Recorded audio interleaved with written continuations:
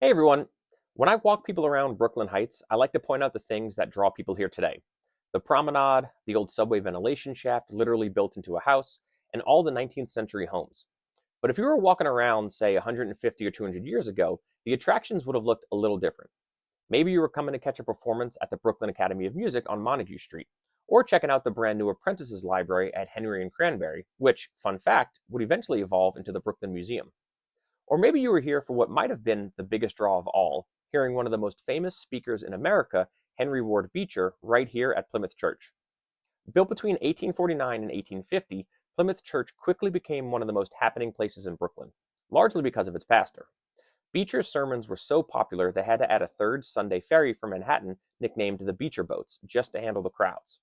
He also became nationally known for his outspoken opposition to slavery, raising money to help freedom seekers and supporting anti-slavery settlers in the years leading up to the Civil War. One way he raised funds was through mock slave auctions held right here at Plymouth Church. One of the most famous involved a young girl named Sally Maria Diggs, nicknamed Pinky. Beecher raised $900 for her freedom, roughly $35,000 today, and someone even donated a gold ring. Beecher placed it on her finger and declared, "With this ring I wed thee to freedom." 60 years later, Pinky returned to the church and brought the ring back with her. It's still on display here today. Plymouth Church didn't just raise money, it also sheltered freedom seekers traveling north. Visitors can still walk through the tunnels and crawl spaces beneath the church.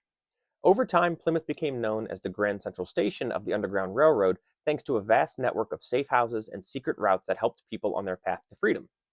The church also hosted some major figures in American history. Abraham Lincoln visited in 1860, and you can still sit in the pew he used. In 1963, Martin Luther King Jr. spoke here about the American dream. Now, while Beecher is remembered for all the good he did, he was a part of what would become known as the trial of the century. In 1875, he was accused of adultery with Elizabeth Tilton. The trial ended in a hung jury, and while his reputation wasn't completely destroyed, I think it's safe to say it took a little bit of a hit. I want to give a special thanks to Adrian and Emma from the History Ministry of Plymouth Church for organizing such a great tour. Today, Plymouth Church remains one of the neighborhood's most powerful historic landmarks and a must-see for anyone visiting Brooklyn Heights.